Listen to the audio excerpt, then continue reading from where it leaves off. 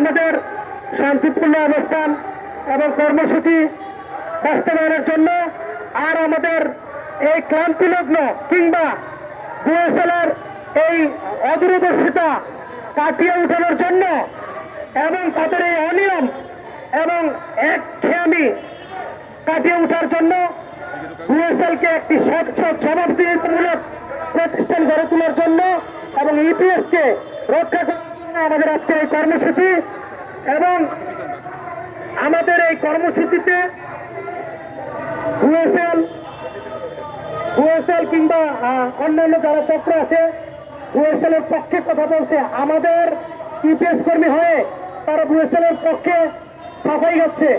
তাদেরও উচিত ছিল আমাদের সারিতে এসে আজকে মানববন্ধনে অংশগ্রহণ করা, কিন্তু তারা তা করেনি।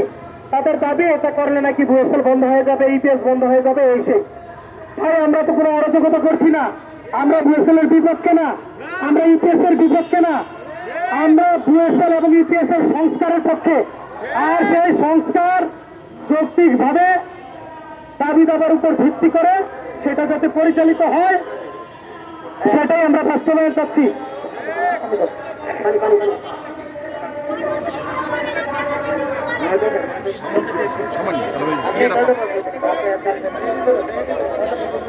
আমাদের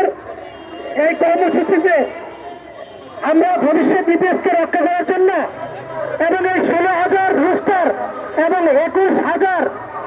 পাশকৃত কর্মীদের ভবিষ্যৎ নিশ্চয়তার জন্য মাননীয় প্রধান উপদেষ্টা ডক্টর মোহাম্মদ ইউনূস স্যারের হস্তক্ষেপ কামনা করছি এবং রাষ্ট্রীয় কূটনৈতিক হস্তক্ষেপের মাধ্যমে প্রত্যেকটা ছেলে যাতে কুরিয়াতে যেতে পারে সেই ব্যবস্থা যাতে মাননীয় প্রধান উপদেষ্টার আমাদের ভবিষ্যতের দিকে তাকিয়ে করে সেই অভিমত ব্যক্ত করছি, কাছে প্রেরণ করতে চাই। আর আমি মনে করি আর আমাদের এই